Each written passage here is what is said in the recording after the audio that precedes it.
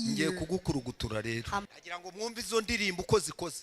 I want you to listen from how these songs are made. basubiremo muyumve very careful. Let me repeat for you and you listen to it carefully. Naho ibindi wabireka mana kaduhindura ibikoresho ukazaduha n'iherezo ryiza ntacyo. Reka mbaramutse mu izina rya Yesu. Let me greet you in the name of Jesus. Zuhuriza uwo mwegeranye. Greet the person next to you. Mumpobere nkaho nakabikoze. Hug them on my behalf.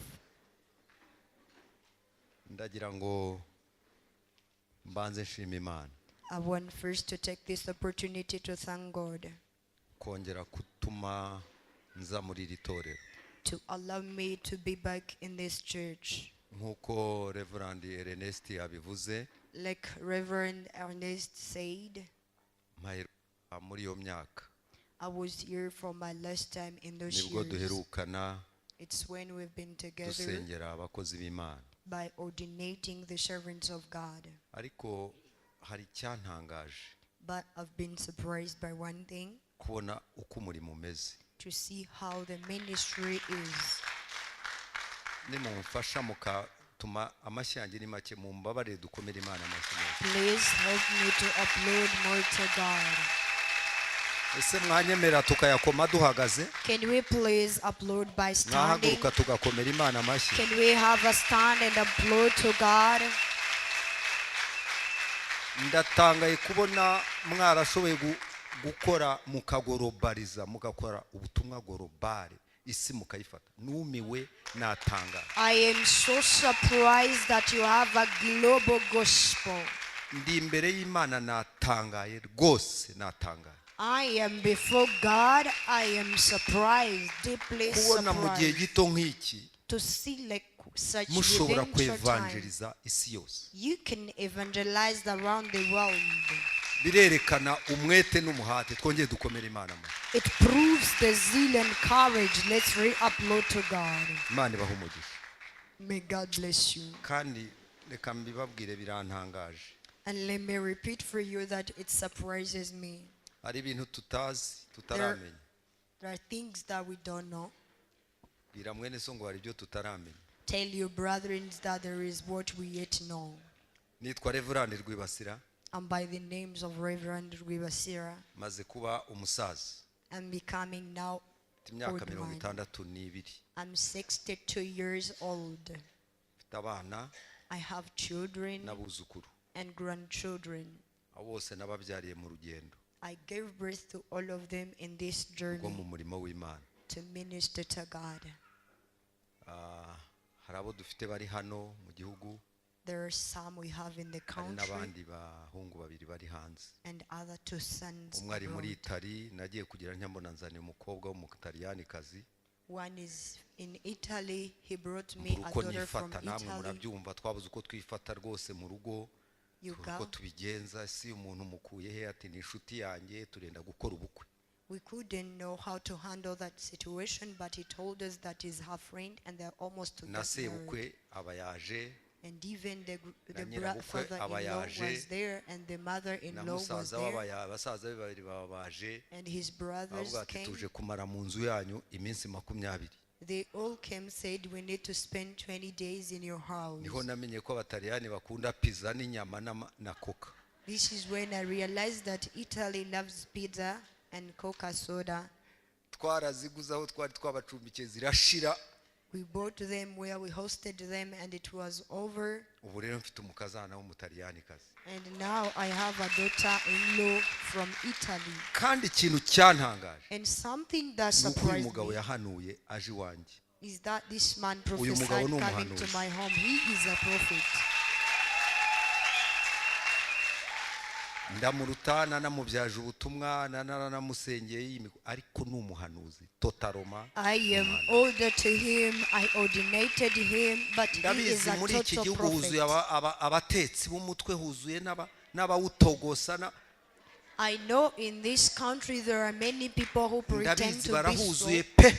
and there are a big number Ariko of uyu them. mugabo ni umuhanuzi. But this Yahanuye man is yicaye a iwanjye muri prophet. salo. He prophesied to me entering to my ibyo mbabwira house. byose yabihanuye ari muri saro iwanjye. And everything I'm telling you, he prophesied it at my Imana home. ikugwizeho amavuta. May God keep re-anointing you. Maze imyaka 40 It's been 40 ndi years muri aka kazi. in this work. Ibi byampesheje iki? What did it grant me? Byatumye menya ibintu byinshi by'ingorane biba muri uru rugendo. It had taught me a lot of challenges in this journey. Byatumye menya intambara nyinshi ziba muri ibi bintu. It taught me a lot of struggles in Ariko this nanone journey. byatumye menya ukuntu ukuboko kw'Imana ari kugari cyane. But it also taught me how great the Uko hand irindisha of God is. abakozi bayo. That he used to protect his Uko irindisha servants. biyemeje kuyikorera. That he used to protect those who are Mwanditsi yaravuze ngo amakuba n'ibyago by'umukiranutsi ni byinshi. The author wrote and said that troubles and struggle of a Wari righteous kuwiteka mukiza muri byose. but the Lord rescued them in all. Ndi umugabo wo guhamya cyane. I am a man to witness Kw'Imana that ikiza abayiringiye. God heals those who believe in Kandi him ikabatabara ku manywa na nijoro. and he rescued them day and Reka night. tuyikomere amashyi. Let's applaud to him. Nkora mu kiganza cya mwene sumbwire ngo Imana izakurinda. Touch in the hand of your brother and tell them that God will Abizi protect you. iterabwoba rirahari, abadayimoni barahari, abajwigira n'abavuguku n'abatelefone abagutera ubwo abo babwire bwira Satani ngo uzaceceka. I know the terror are there of demons, but speak Abakubwira unto ko hari them ibindi that waje you will be ukurikiye shattered. hano, abakubwira ko hari ibindi bikuzana, nta bindi bikuzana, ni umurariko w'Imana.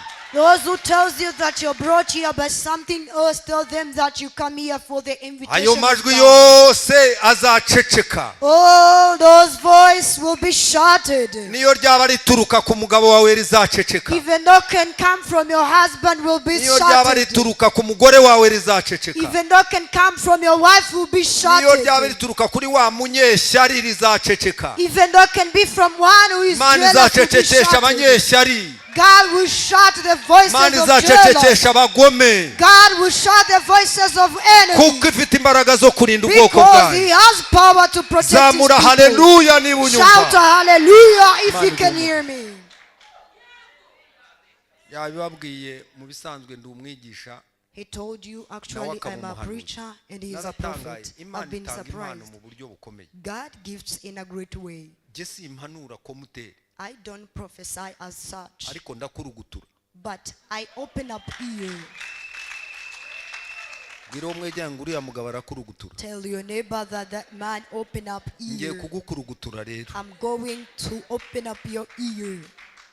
Niyo mpano yanjye. That's my gift. Nkaba n'umwanditsi. And I am an author. Maze kwandika ibitabo byinshi. I wrote many, Teredis. and even yesterday I was on a field of 10 Nsobanura ibitabo. explaining about books. Ku gitabo nanditse cyitwa Umukristo n'umusoro. A book I wrote Umukristo n'umusoro. that a Christian is a tax. Nanditse igitabo cyitwa Umukristo n'umusoro. I wrote a book called A Christian is a Tax. Inshingano umukristo agira ku gihugu cye, kuri leta. The responsibilities of a Christian on the Yazirengagiza akaba government. aguye, And if you ignore them, you fall. kizabageraho.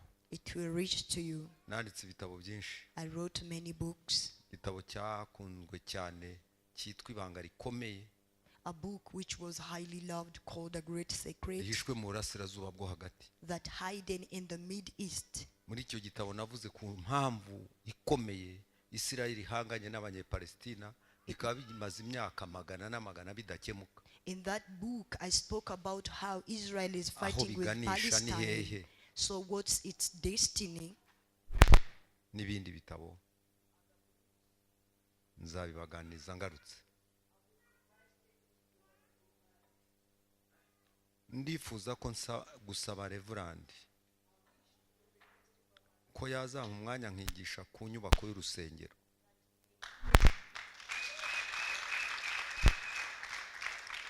Mfite uwo muhamagaro, ndabigusabye. I have that calling, I'm requesting you. Tugiye gusoma ijambo ry'Imana We are going to read the word of God muri Yeremiya in the book of Jeremiah, igice cya 40. chapter 40, murongo wa mbere kugeza ku murongo wa 4. 1 to 4. Ndasoma. I will read. Jambo ryaje kuri Yeremiya rivuye ku Uwiteka. Nebuzaradani umutware w'abarinzi amaze kumurekura ngo avirama. Ubwo yari amujyanye aboheshejwe iminyururu amuvanye mu zindi mbohe zose z'i Yerusalemu n'i Buyuda zagiyeho ari iminyago i Babuloni. Mutware w'abarinzi ajyana Yeremiya aramubwira ati, Uwiteka Imana yawe niyo yategekeye aha hantu ibi byago, kandi Uwiteka yabisohoje uko yabivuze, ko mwacumuye ku Uwiteka kandi ntimwumvira ijwi rye. Nicyo cyatumye ibyo bibageraho. Murongo wa 4.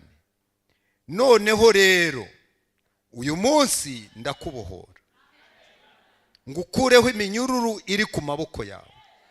Nushaka ko tujyana i Babuloni uze tugende, nzakugirira neza. Ariko nudashaka ko tujyanayo, urorere, dore igihugu cyose kiri imbere yawe, aho ubona hakubonereye abari hujya. Amen. Bavandimwe, Dear brethren, hano ndakugurira fanta. Ndashaka kugurira fanta, ndabikora kandi. Uri umusobanuzi ubizobereye.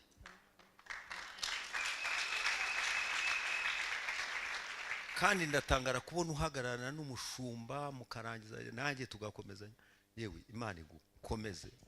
Imana igukomeze. Izaguha ibihe byiza, izaguha urugo rwiza niba unarufite. Amen. Thank you. Aya magambo dusomye, the words that we come to read ari muri context nini, are in a big wide context. Yewe n'iki gitabo dusomye, even the book we come to read, gifite inkuru ikomeye cyane. it has a great story. Hari hashize imyaka, it was some years, Babuloni iteye Yerusalemu. while Babylon attacked Jerusalem. Aha dusomye cyari igitero cya kabiri bagabye kuri Babuloni. Where we come to read was the second attack they have made on Bibiliya Babylon. itubwira ko hari mu mwaka wa 586. The Bible tells us that it was in the year of 586. Yewe ikanapresiza itariki ya 9 z'ukwezi kwa 4. And it specifies the date of 9th April. Nibwo icyo gitero cyageze Yerusalemu. That's how that attack reached to Jerusalem. Basanga umugabo witwa Zedekiya, They met a man called Zedekiah, wari umwami, who was a king. yumviye amoshya yanga kumvira umwami wa Babuloni. He heard from wrong, he disrespected the king of Babylon. Iki gihe rero yaraje aje kumuhana. At this time, he was coming to punish him. Ngo ingabo ze zihagere, By the arrival of his army, Zedekiya ahunga na bataliyani ikomeye yamurindaga. Zedekiah ran away with the team that was in his responsibility. Ariko ageze mu nzira, But in the way, ingabo ziramufata.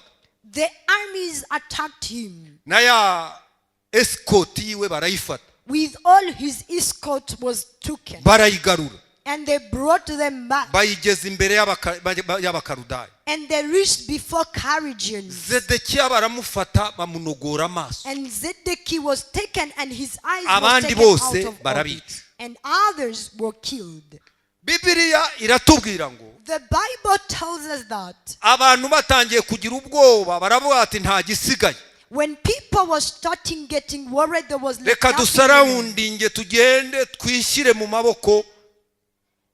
let's surround and take ourselves in his arms. Baragenda bamanika amaboko. They went and they raised their hands. Bishyira mu maboko y'uwari umu escort, wari umusirikare ukomeye cyane warindaga izindi mbohe nyinshi witwaga Nebuzaradani. They submitted themselves in the hands of the greatest guard. N'abaprisonniers babaga muri gereza babakingura bose baraza. Even all the people who was imprisoned, they was released. Icyo gihe muri icyo gitondo, During that same morning, Yeremiya yari muri gereza. Jeremiah was in the jail. Yeremiya yari ababaye. Jeremiah was really in pain. Kandi yari inshuro ya gatatu ashyirwa muri gereza kuko ubwa mbere yafungiwe mu rwobo rw'isayi. And he was the third time to be arrested. For the first time, he was arrested in the pit. hanyuma ubwa kabiri arafungwa ashyirwa muri gereza And for the second time, he was arrested and taken in the jail. arafungurwa nanone asubiramo He was released back and he was back in. yari afite umubabaro ukomeye cyane atazi ko bizagera He was deeply grieving without knowing its end. Nebuzaradani araza agera muri prison And Nebuzaradan came and met in a prison. afite ubutware bwose n'ubushobozi He had all power and authority kuko ari we wari wahawe imfunguzo zo gukingura i Yerusalemu because he was given the key to open Jerusalem. amugezeho When he reached there, aramubwira ati Yeremiya he said, Jeremiah, uyu munsi ndakubohora today I shall set you free. uyu munsi ndakubohora Today I shall set you free. iminyururu iri ku maboko yawe ndayikuraho All the ropes on your arms, I will set niyo iri them ku free. maguru ndayikuraho Even what's chaining your feet, I will set gereza them free. ndayikingura uyu munsi I will open jail today. ndimo ndigisha ko muri uyu mugoroba I am teaching that Imana tonight. ikingura izo gereza zashyizweho n'abantu God will open the jail set by man. Imana ikingura ibyo bihome byafashe umutima wawe May God open all the blocks that blocked your heart. Imana igusohora ujya ahagaragara May God take you out and be seen. aramubwira ngo nushaka ko tujya i Babuloni turagenda And he told him that if you want to go to Babylon, we will. kandi nutabishaka And if you don't want, igihugu cyose gishyizwe imbere yawe I take the whole countryside uyu before mugoroba you. Imana ishyize igihugu imbere yawe Tonight, God sets the whole countryside before you. umutima w'ijambo nshaka ko The tuganira focal point of the word I want us to share, uravuga ngo it says, vanishamo kode minus with the code. bwira uwo Remove mwenyine with ngo the code. vanishamo kode Tell your neighbor that remove using a code. wongera ubimumbwira uti kurishamo kode Tell your neighbor that remove this code.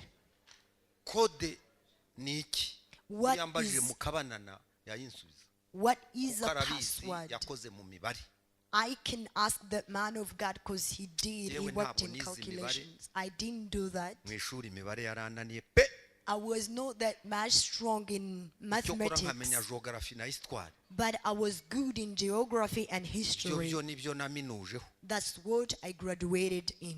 n'ejo bundi rwose narayisohokanye ya masters Wow, that's great. ndagira Even ngo last, mbasabe kwiga dore n'abazehe bariga I'm asking Mumbwire you uti to wige join the n'abazehe school. bariga. Tell your neighbor Ejo that bundi go narayimanukanye schooling, even rwose old men did. abana bankorera ibirori I got it last time and my children made a party too. kode ni iki What is a password?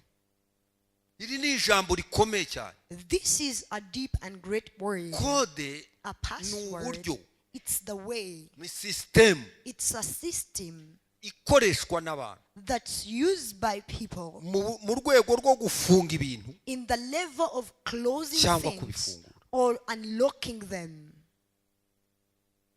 iyo telefone ipfuye When a mobile phone hari has igihe something bavuga wrong, ngo yishyizemo kode there is how they say that it's locked itself with a tuyijyana ku password. muntu akakora ngo ibyo bita ngo ni ukuyidekoda niko We bambwe take- muzana hano tuyidekode muze We take it to the technician and they say, old man, let's take mbwira mwene out se a utizana code. bayidekode Tell your neighbor that give it out so that it may be taken out. wari a uzi ko muri uyu mugoroba password. dushobora kukudekoda Did you know that in this evening we can remove a password in you?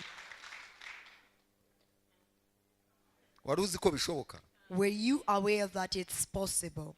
bakayidekoda And they remove ni a sisitemu password. It's ikoreshwa a system. iyo sisitemu rero ishobora gukorwa n'imibare 3 4 2 6 7 3 gutyo nk'uko nguko The system can use number 3, 4, 6, 7. ariko such. nabonye na za kode zikoreshwa n'amagambo bavuga But I saw even some password najya of gufunga words. ikintu akavuga ngo oteporete sa And if he's going to open something, he say, "O a re ta so bo." hakaba na kode zirebana n'abantu igicucu cyabo wahagera And there bakaba are ariko bayikoze urugi rukikingura other Rubonye- people whom their ruku- password rukubonye works with their shadow. If somebody sees duherutse you, kujya ahantu mu kirori duherutse kujya ahantu mu kirori we went somewhere in a party. bajya kutugaburira ariko twari muri salo nabonaga turi muri salo ahantu They went to feed us. We were somewhere in a salon. bategura ahandi hantu tutahareba They prepared in a meeting room ngiye without kubona seeing. mbona turahageze simba besi namenye uko byagenze While I was seeing, I found myself there. I Nabonye couldn't know intebe what zihari. happened. I saw chairs. mu isi harimo ibintu bifite za kode mbwira There mwene are- soko hari ibintu bifite za kode Tell your neighbor that there are things with password in this world. Zedekiya Zedekiah na Nebuzaradani and Nebuchadnezzar, bari bafite kode they had the password. ni wari ufite kode yo gufungura Yeremiya He had a password of releasing Jeremiah. Imana yashyize muri iki gihugu harimo abagabo God have set in this country bafite men za dekoderi zo kudekoda who has power to take off the nkorera mu codes. kiganza cya mwene so ngabo barahari Tell your neighbor that such men they are. mikorofone yanjye yituye hasi My mic fell down. yirekere kuri volume yahozeho rwose umuntu ubiriho Please take it on the same Urakoze standard cyane. of a mic. Thank you very much. ndavuga kode z'uburyo butatu I will speak about 3 kind of passcode zifata umuntu zikamuherana that hold and still with the person kuzageza igihe ahurira n'umuntu umudekoda akazikuramo maze akaba mu mudendezo akaba free akagenda yidegembye until he will meet a person who will set them free by taking out that password.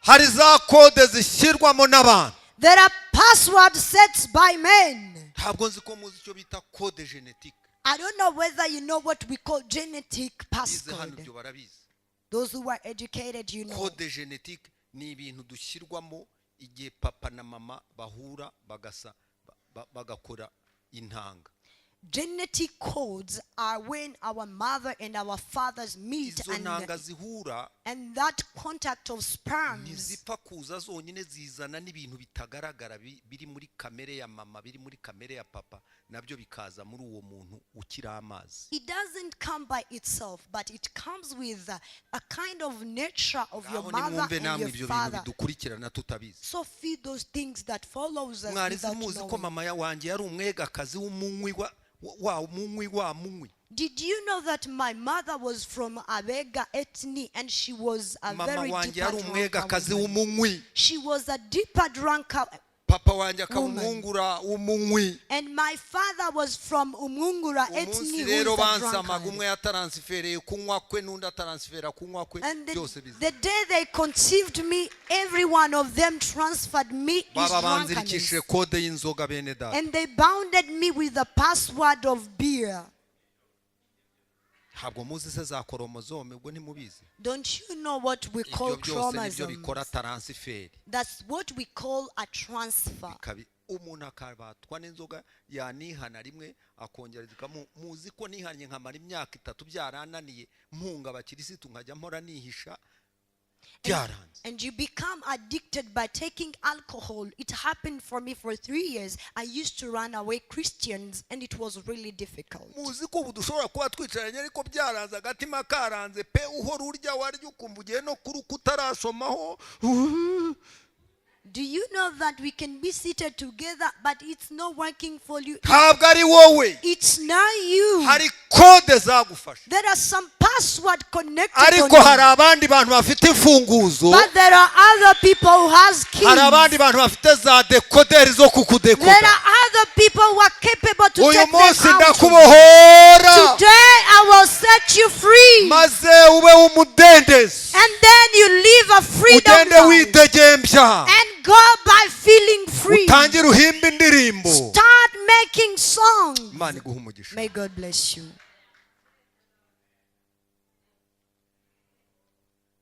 ibyo bigenda bikora za taransifa All that happened through transfer.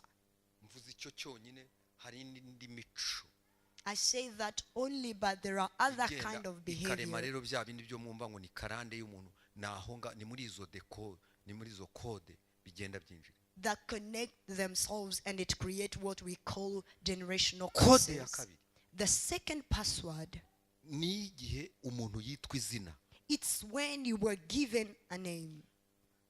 ndabaha ubuhamya buto I will give you a short testimony. mushiki wanjye My sister, my next sister. murusha imyaka 15. I'm older than her 15 mama yagiye years. kumuraguriza muherekeza urumva nari mukuru. My mother joined socialized for mama her agiye kuraguza. and they escort her. ntabwo nzibagirwa umupfumu wamubeshye nabimenye ubu ko yamubeshye. I won't forget a socialer who lied to her. I've got to twaragiye realize dusanga it umupfumu soon. afite biye. We went and we find afite that za this biye socialer z'abana has bakina. the buyer that the children. mama aricara twari tujyanye ihene n'inzoga n'iki byo. We took goats and beer. nuko araza asasa ikirago. And then he come and arranged the mat. atembagaza ka biye. And he was just throwing it away. warebye. Have you seen? Have you seen? ariya mabarura yabona. Can you see those colors? mama My mother was like, yes, yes, yes. n'abahungu Our bariya boys. n'abakobwa Those are guys. bariya n'abahungu. Those mama are ko boys. mama ashati My n'amafaranga mother ari. clapped like you. umupfumu yitwaga kanyemera ndugu zangu yarayariye n'ihene yacu arayirya. That socialer was called Kanyemera, dear friend. He ate everything from us. mama ntiyabyara amara imyaka 14 yose. My mother didn't give birth until 14 years. barahari no muri iki gihugu. They're still alive even in ikibazo this gihari country. bafite gusa The problem they nuko have ubu hari abagabo b'umwuka bari muri is iki gihugu. that there are spiritual men hari in this abagabo bafite country. umuriro w'Imana muri iki gihugu. We have men of God in iyo fire in bahagaze this mwebwe country. mwibwira ngo bigarukira hano. When they stand, you think aya it's majwi stop here. aromongana. There's voices aya make majwi akwira echo. hose. There's voices spread akabakoma mu everywhere. nkokora. And it stops their ibintu plans. byabo ntibikore neza. And their everything doesn't work. mama nibwo yabyaraga uwo mukobwa. It's when my mother gave birth to that yari girl. kwa muganga. She went to the hospital. arambwira ati genda ubwire papa ko nabyaye. ubwo nige wari wamuhereje papa ntaho yiri wajya namwe murumva uwo mugabo umeze utyo. And he told nanjye ubu me, niko mbameze iyo ntakura na dekoderi. he told me to tell my father that she gave birth. You got such man didn't escort her. I should genda be ubwire keeping a passport. papa ko nabyaye umwana. That go and tell father that I gave birth. aza mwita izina. And he comes to give out a name. ngere mu rugo mbwira papa nti mama yabyaye. Reaching at home, I told Ngo my father yabyaye that iki? mom gave birth. What's the gender of a child? ni umukobwa. I said it's a girl. kandi arambwiye ngo uze umwita izina. And she tells me that you may come and name her. arambwira ngo genda umubwire And he told me to go ngo and tell umwana her mwise ntashamaje. that I call her Hashamaji. ntabwo nzi ko mwumva iryo zina icyo rivuga. I don't know whether you got the meaning of that name. ninde wadufasha ngo atubwire icyo rivuze? Who can help us mwene data. and give us an explanation? ntashimishije.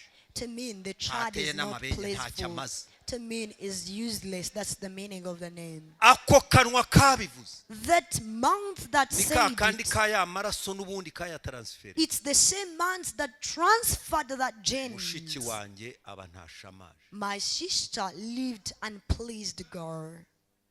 abaho. She lived there. mama byara undi mwana w'umukobwa nawe. And my mother gave birth at a girl again. we bamwita nyirasamaza. She was called Nyirasamaza. papa mwita nyirasamaza. My father named her ndagira ngo mwumve Nyirasamaza. ayo mazina icyo avuga. Please try to imagine the meaning wowe of ni this ukuvuga ngo name. nibura To mean at least, gake gake little by little, arashamaje ariko wa wundi we something can, but for that one, she's unpleased. akomeje kubivuga.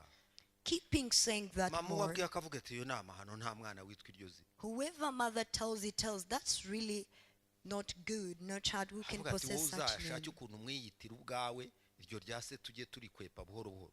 And the people used to tell her to give a name, and we bamwita keep nyirategura. chasing the name of the father. They told bamwita her that nyirategura. ariko she called urumva her byaje Nyirategura. torotari igikomangoma cyakabaye cyita cyamaze kuvuga already. Yuga, it came later while the prince was supposed to name have bariya abantu already said. baravuga bigafata. Those people says and it's word. barya ababyeyi banyu baravuga bigafata. Your parents speaks and it's kuko biriya bintu word. ni ibintu spirituel. Because our spiritual ni ibintu things, byo mu mwuka. our spiritual things. ntasamaje biramufata. She's unpleased. It worked on her. turakura. We grew.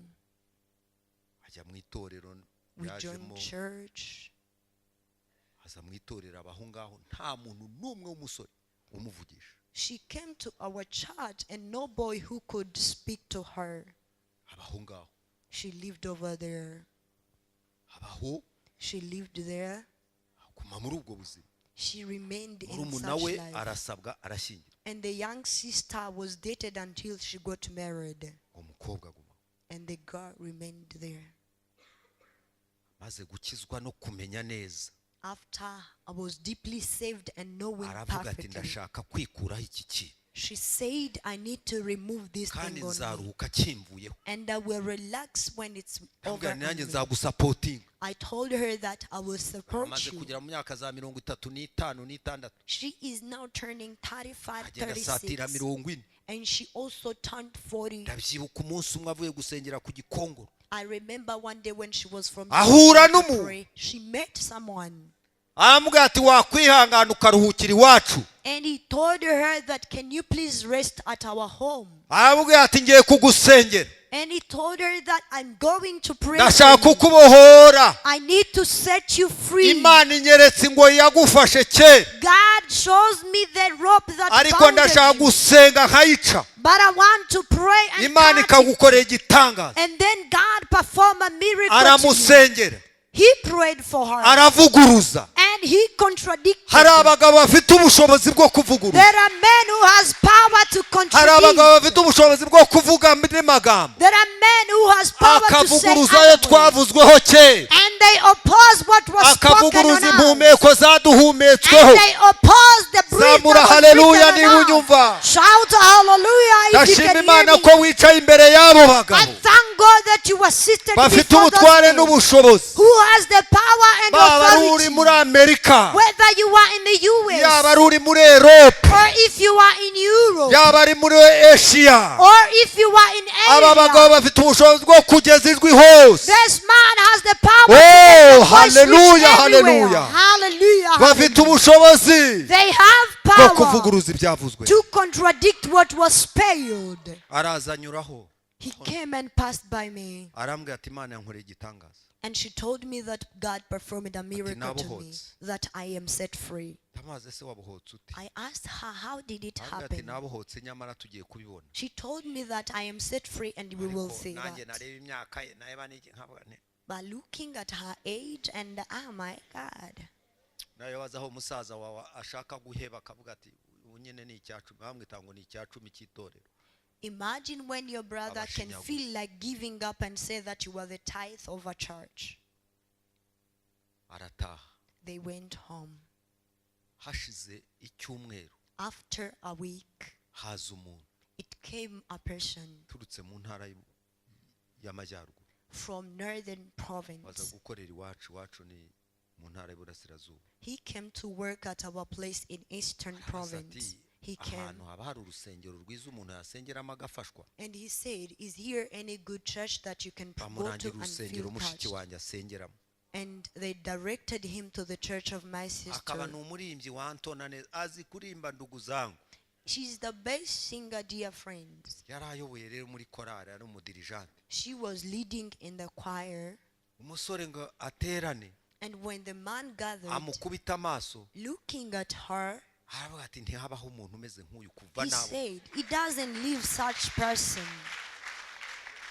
Numara gukuramo kode After removing a password, ndagutangariza muri uyu mugoroba I announce to hari you this imiryango igiye evening, gukinguka. there is a door which is Hari going to be ibitangaza bigiye open. gukoreka mu There buzima is a bwawe. miracle that's going to Hari happen in abagiye your life. kubaririza izina There ryawe. are those who are Hari going to abagiye search for your kubaririza aho name. utuye. There are those who Akira are mu going to izina look rya at Yesu you where you Kristo. live. Receive in the name of Jesus Akira Christ. mu izina rya Yesu Kristo. Receive in the name of Jesus Christ. Araza He came abaza umuntu ati ese uriya muntu twaramukanya yankundira nkamuramutsa. and asked somebody, can her accept me to greet her? Aza kumuramutsa. He came to greet her. Proje barayitangira nta nubwo byatinze. They started a project and it didn't delay. Ubu yarabyaye. Today she gave birth. Afite abana bane. She has 4 children. Mbabari ukomera Imana amashyi. Applaud to God, please. Kugeza igihe uzahura n'umuntu ufite imfunguzo Until you will encounter a person agashyiramo with keys akadekoda and and he take out that password. abagushyiriyemo kode barahari Those who inserted in ariko a muri uyu password mugoroba they ijambo are. ry'Imana riravuze ngo That tonight the word of uyu God munsi says ndakubohora that today I will set you kandi free. ndakuraho ingoyi ziri ku maboko And I will remove all the chains on your zamura amaboko hands. Imana icyubahiro Raise up your hands and offer glory to nushaka kujya aho God. uzajyayo If you need to go there, you nushaka will. kujya i Burayi If uzajyayo you need to go to Europe, you nushaka will aho uzajya go. hose uzajyayo Anywhere you need to go, you will. kugeza igihe uzumva unezerewe umutima w'ubuzima bwawe Until you will feel you deeply pleased. hari n'ibyatujeho And there biturutse is mu byo what twavugaga came from us through what we say. sinzi niba Rev Ernest azi indirimbo twaririmbaga I don't know whether Aha, Reverend urahibuka Ernest ko nawe knows that wabayeyo. song we used to Nawe sing wabayeyo there because urahazi. you've been there, you know it. ngo naho ibindi wabireka mana That even though you kaduhindura can leave ibikoresho everything and you byawe turn us into your tools, ukazaduha n'iherezo and you give us a good ryiza end. ntacyo It doesn't matter. ndagira ngo mwumve izo ndirimbo uko zikoze I want you to Reka listen from mbasubiriremo. how these songs are made. basubiremo muyumve very careful Let me repeat for you and you listen to it carefully. naho ibindi wabireka mana kaduhindura ibikoresho ukazaduha n'iherezo ryiza ntacyo ayayaya maze babandi bazi kwiribata baka And those who are good at dancing, they do. Let me tell you. byo narabiririmbye I sang that. kode nzishyiriramo jyewe n'akanwa kanjye I inserted password with yemwe my mouth. abishyiremo kode n'akanwa kanjye You people who inserted reka mbasabe password mwongere with your mouth. muvuguruze izo ndirimbo Let me mwongere muvuguruze ayo magambo contradict your words. rotasoketo bene mukureho ibyo ngibyo Remove those things. ziko byankokonye bikambuza umugisha nibyo It kicked me and stopped the blessing from me. amara imyaka ndi umupasiteri nta n'ikintu mfite I spent years being a pastor hatinde with papa nothing. hatinde aho ngaho uzi ko umunsi umwe Do you know najyanye that n'abandi one ku day kibuga cy'indege I went with others at the airport. muri oni baduhamagaye We were called in muri UN, HCR in UNHCR. batujyana guhurira ahantu i Dar es Salaam They took us for meeting at Dar es Salaam. baranyiteguza nanjye They told me to get myself ready. shaka briefcase I took a briefcase. namwe murabona ko nanaberwa n'ubu You see that even today I can look nice. nuko bwira madamu ndagiye I told my wife that I'm going. inshuro yanjye ya mbere kurira indege My first time to go in a plane. ndagiye I'm going. ariko za kode zirakomeza zirankurikira But the password kept on following umunsi wo me. kugenda mu gitondo The day of flying in kuri the aeroport. morning, we went to the ngo airport. tugere kuri aeroport Reaching on the airport, karande haza umuntu it came a person. yavugaga igiswahili He used to speak in Swahili. aratangira afata mikorofone He took a microphone. ndugu jamani He was like nshuti zanje. yego urakoze cyane ndumva n'igiswahili cyiza urugendo rurakomeje We keep our journey, ariko haje indege ntoya but it comes a small plane. karande haragenda bake Few people will fly. uko tugiye kubikora rero As we going to do it, ku mutima nti mu izina rya in the heart I was like, in the name of Demon. Jesus, pooh, demon, demon, demon. ati turabara abantu dukurikije arufabe He said we will count basically on alphabet. abazi izina ryanjye ritangizwa n'iyihe nyuguti Was the abazi alphabet izina that ryanjye started my ritangizwa n'iyihe name? nyuguti Was the ishobora kuba ari iya alphabet starting? makumyabiri It's possible that it's 20. karande si ikintu cyakurondoye kode twishyiririramo Password that we inserted. turagomba guhura n'abagabo bafite imfunguzo We need to meet people who have the turagomba power. guhura We need to turagomba meet guhura people. n'abahanuzi bakavuga We need to meet prophets and bakavugana say n'ubwo something. buzima And they speak to bakavugana that n'ibyo life. twavuze And they speak to what we say. bakabivuguruza And they bakabihanagura and they erase it. bakabikuraho They remove them. oh haleluya Oh, haleluya hallelujah, bagakuraho hallelujah. They remove I came back. barurira abandi ayisaba barurira abandi Ndaisaba flight and others with the 4-1 sigara ku kibuga kinini alphabets. I dusigara turi remained on abantu the bane airport and we were 4.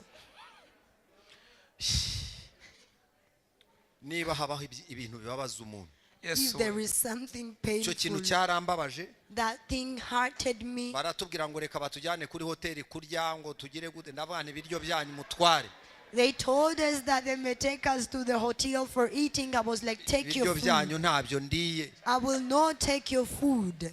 gahinda karanyica I was really hurted with sorrow. ndataha nsubira mu rugo I went back at home. madamu ngo amona ati bigenze bite se When my wife saw me, she was like, so what's going on? Yes. twicaye maze gushirira agahinda yarambwira ati ariko ati gihindiri wari ufite ati gihindiri wari ufite cyari While I was sitting and I've become comfortable, she was like, the way you was being hurt. Yewe igicaniro.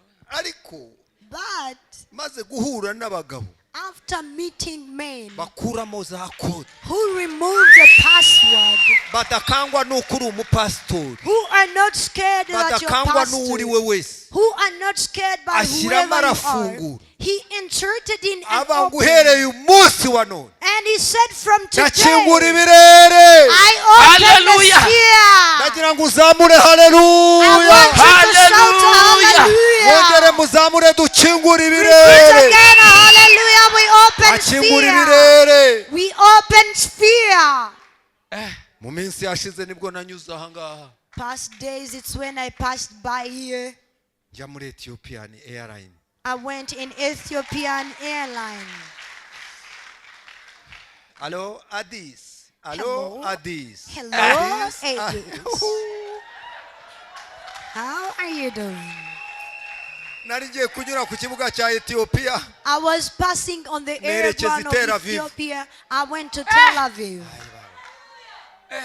Addis niho namenye ko bava Addis ntabwo nari yangira ngo bavuga Addis Abeba naho bavuga Addis They say, I thought was Addis bwira mwene Ababa. suti ndakwifuriza kuzaya kumva Addis Tell your neighbor that I wish for you to hear from Addis. Addis. Addis Addis.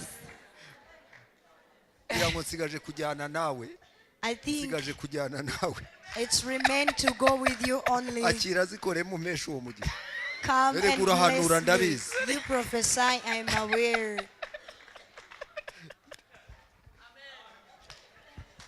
niba bazavuga Amsterdam If they say Hallelujah. Amsterdam,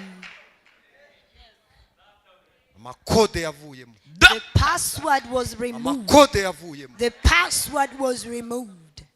ndakwifuriza muri uyu mugoroba I wish for you tonight. mushumba yavuze ngo turasenga tugiye gusenga koko The shepherd said that we will pray. We're going to pray for you. akuremo dekoderi zose za kode zawe azikuzemo dekoderi So that he may remove all the akira mu passwords. izina rya Yesu Receive in the name of Jesus.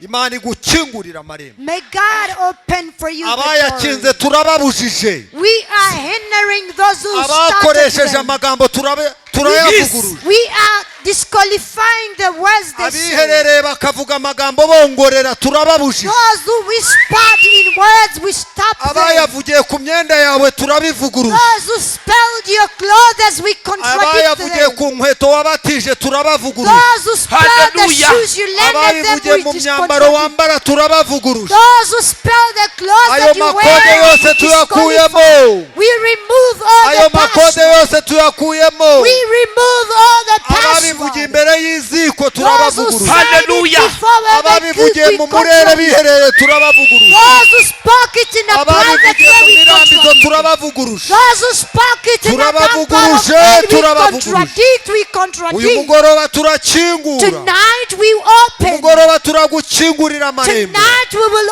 open your umugoroba gates. turagukingurira imiryango Tonight we will open your nawe doors. winjire mu mugisha You wawe to enter and nawe shower in winjire the mu mahoro blessing. yawe You to nawe shower in winjire mu your peace. mugisha You w'Imana to shower in the Umugisha w'Imana blessing. ukubeho May the blessings of the Lord be Mu izina rya upon you. Yesu. In the name of Jesus. amen Amen.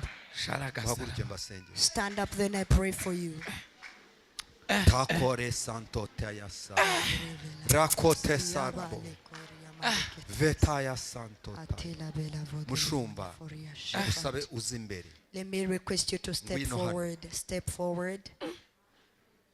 ngiye kusaba ko dufatanya gusenga. I am requesting you that we may work in hand and fata pray. imfunguzo warazihawe Take keys you were Kuremo given dekode, and kuremo remove zakode. the password.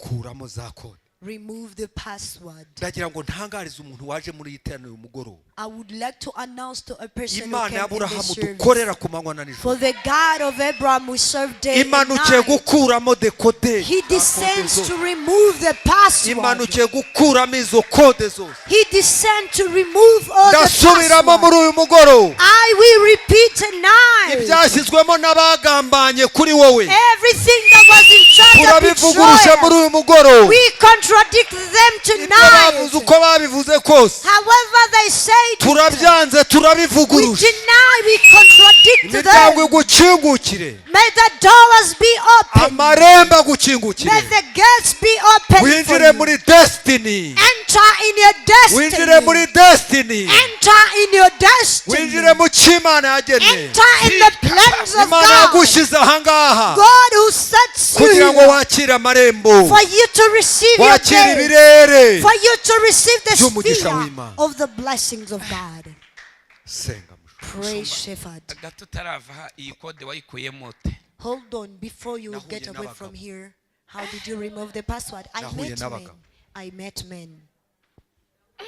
shumba nahuye n'abagabo Shepherd, I met men basigiwe gukuramo ibyo. who was anointed to remove the password. imyaka nari maze usigera kuri za mirongo. The years I worked Birere for birahinduka. 40 something and the spheres changed. ndifuriza umuntu uri hano I wish for ndagutangariza everyone ko here. wagize umugisha ukomeye. I announce to you that you are guhura greatly n'abo blessed bagabo. to meet such ndasubiramo men. ngo guhura n'abo bagabo I will repeat to muri meet iki such gihugu men. barimo, In this country they muri iki gihugu are. barahari In this country they basigiwe are. gukuraho ibyo. Who are anointed to Bani remove bahumure. those passwords. May God bless you. imyaka mirongo. Big Yes, sir. number of years. nakubwiye ko uyu mupapa ari watuyoboye turi abana. I have told you that this father is the one who led us at our childhood years. bwa buhamya tujya tubaha ngo twakuriye mu nzu y'Imana The testimony that we give you that we grew in the house of the Lord, ni kera cyane. it's been for a long year. Yesu ashimwe. Praise be to Jesus. tutari no muri iki gihugu. Without being even in this country, Yesu ashimwe. praise be to God. yaratuyoboye ndi umwana muto mureba. He was our leader at my young age. Amen. Amen. na nyuma yuko tugeza Even after we reached here, arangije then after, iyo myaka yose igihe naramubonaga ni yaranzi yaraziranye na mukecuru igihe nari umwana. all those years he used to see me and I was not familiar with him. He knew my mother and I was young. utwo dusirimba avuga twaraturirimbaga. We used to sing all those songs he was sang and we danced. twaraturirimbaga. We used to sing them. Yesu ashimwe. Praise be to Jesus. none baza kumuha paruwasi mwe ariko sinyivuga kubera impamvu z'akazi ke.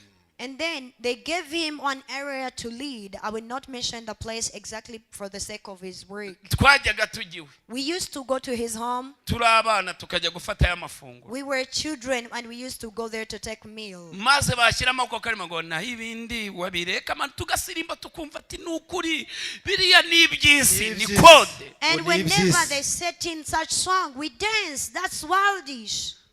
ndashimira Imana But I thank God. mu myaka Hallelujah, yose yigishije iyo nyigisho. In all the years he taught that teaching, ndashimira Imana ko Imana ishimwe yuko atarajya muri pasiyo abihinduye I thank God that before he stopped, he is now contradicting. haleluya. Hallelujah. reba umuntu mwegeranye mubwire ngo amakosa wakoze mu buzima ntuzave muri ino si utayakosoye. Tell your neighbor that the mistakes you committed in life, do not get out of the world before correcting. amakosa wakoze mu buzima The mistakes that you committed in ntuzongere life, kuyakora. ntuzongere kuyakora. never do the same. kode wishyiriyemo The password you set in yourself, ntuve muri iyi si utabonye umuntu do uyigukuriramo. not move out of the world before get it removed. abahaye ubuhe buhamya? what testimony did he give you? ngo ageze ku kibuga cy'indege That he reached on the airport, ngo basomye amarufabe and while they was reading according to alphabet, basanga bamuhaye izina ry'igicaniro they found that his name was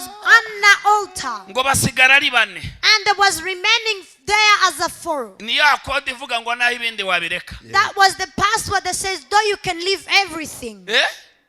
ubugingo buhoraho arabufite He has everlasting life, ariko but password kode yo kuvuga ngo ibindi byihorera of saying that leave everything. cyacu arimo The church he belongs to, 2015 nabizi nigishijeyo in 2015, you know that I preached there. abantu babona ndimo ndavuga umwuka w'ubukire kandi nabuvugaga naje n'iki And the naje people kwa kunduza saw me preaching that spirit of wealth, and I came in the way on feet. I got up on it. yesu ashimwe Praise be to Jesus. ariko But kuko nari namaze gukuraho kode because I have already removed the password, ibigaragarira amaso nta byari bihari what obvious on I didn't have them. ariko nari mfite amagambo mazima yo kubirema But I had good and positive words to create them. yes yo kubirema amagambo mazima yo kugira gute Good words to create them. yesu nashimwe Praise be to Jesus. yesu nashimwe Praise God. ariko mushumba But Shepherd, mwemera nk'umuprofeseri I believe in you like a professor. wigisha theology You teach theology. iyi kode yazanywe n'abaki n'abamisiyoneri n'abaki Who brought this password? Are the missionaries? ituruka kure mu bamisiyoneri It comes from muzi far ko in missionaries. muri 82 In icyo gihe 84, nari umuvugabutumwa at that time I was an evangelist. kuko nabaye umushumba muri 87 I became a shepherd in 87. icyo gihe At that twari time, dufite umumisiyoneri we had a missionary. akahasaba i Burayi ngo baduhe amasakoshi baduhe n'imyenda yo kwambara He used to tell the Europe people to ndibuka give ko us badufotoye clothes and ifoto baduhaye bags. amasakoshi y'abagore I know they pictured us after giving us the bags of ngo zo women, gutwaramo bibiri isakoshi y'abagore bene data of carrying in the Bibles, the yavugaga women iswara akavuga bags. ati simama vizuri wapige picha watapeleka uko Sweden Arababwira ngo nimuhagarare neza babakubita agafoto ko kohereza mu mahanga. muri Sweden Muri Sweden. wagahagarara n'isakoshi y'abagore And you stand with a bag of women. urumva niba umuntu akumenyereje atyo ari misiyoneri when you nawe become nyine nuko twahoraga tumeze dutya imbere ya misiyoneri familiar with that, and